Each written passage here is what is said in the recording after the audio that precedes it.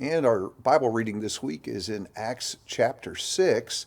And it'll kind of be a little bit of a break because it's not a very long chapter, just No, 15 very verses. short. And really not very hard to structure and not very hard to analyze. Yeah. No great challenges, No.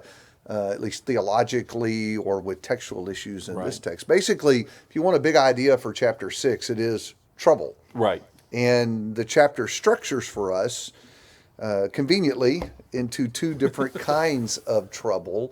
The first kind we haven't encountered yet. Right. So we've seen some external problems, and we'll get to that with Stephen in verse 8. But before that, we deal for the first time with a really serious internal Right. issue.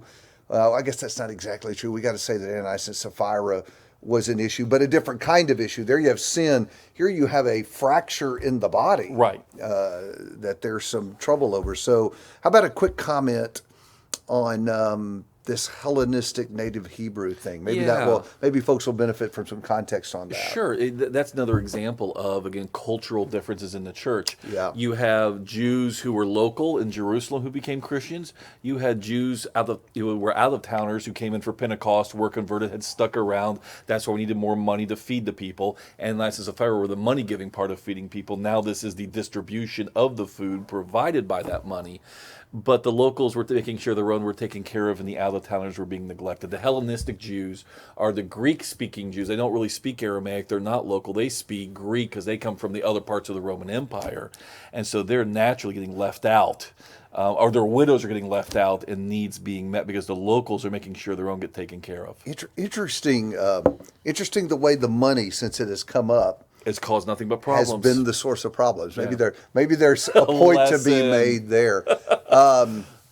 I am uncertain about the nature of this problem, and I'll just put that on the table. I have wondered, is the problem legitimately that there is bias, Yeah.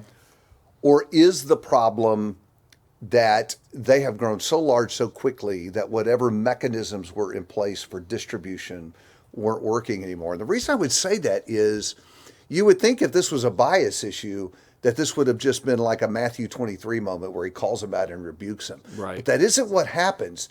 They don't admonish anyone. Instead, they fix the mechanism that isn't working anymore. So it's made me wonder a little bit Yeah. about the exact nature of the problem, which gives us an opportunity to say that sometimes what we think of might be bias or prejudice or racism may actually be attributable to another source. Right. And we have to be careful about that charge.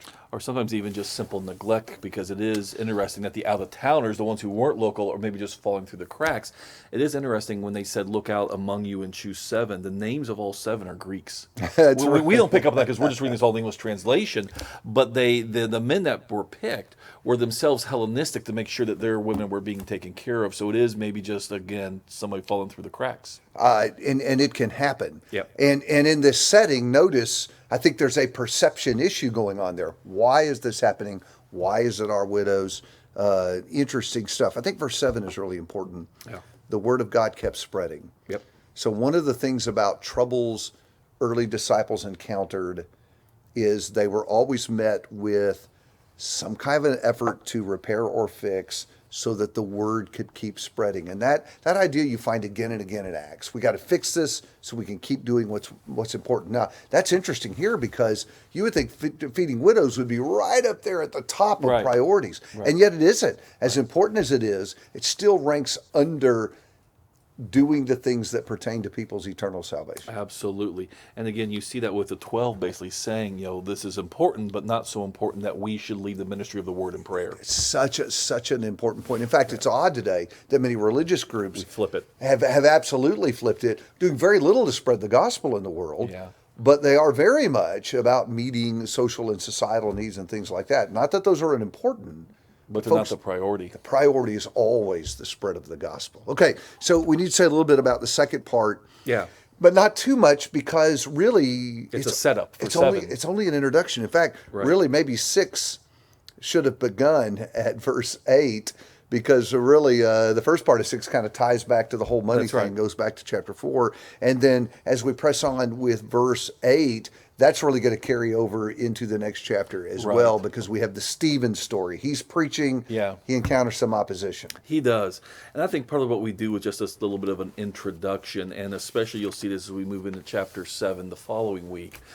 Stephen is kind of the new Jesus. One of the things I think you can look for as you read the book of Acts, Jesus had said that the disciple or the apostles and early Christians would carry on his work.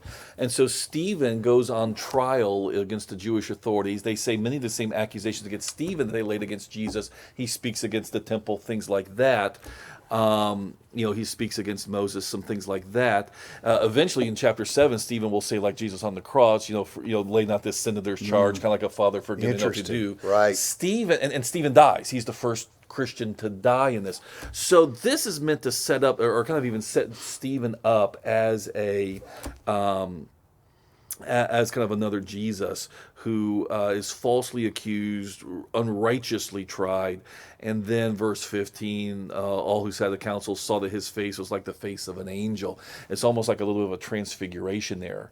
Interesting. Just as Jesus' glory was revealed to his disciples, this, kind of this small manifestation that there's more to Stephen than meets the eye, in the sense that he is a man truly speaking a truth about Jesus, the gospel, and so forth. I thought it was interesting. Verse 10 says they were unable to cope with his wisdom. Yep. And you Very think, much like Jesus. you would think that'd be the end of the story. Right. If you were Right. trying to discover truth and your opponent has presented a reasonable case that agrees with truth, Yeah. end of story, right? Yeah. And yet that's not what happens here. And you see sort of the dirty tactics Right. then that the enemies resort to in order to get rid of this enemy of theirs. I think it just illustrates how important it is always to be committed to truth, Yeah. no matter what. Because these guys wind up, well, just like in the case of Jesus, killing an innocent man, and they do it because they won't listen to the truth. So maybe a great takeaway for us to ponder this week as we read this is always have that heart that is ready to receive truth. And we hope that'll be a thought that'll help you as you read through Acts 6 this week.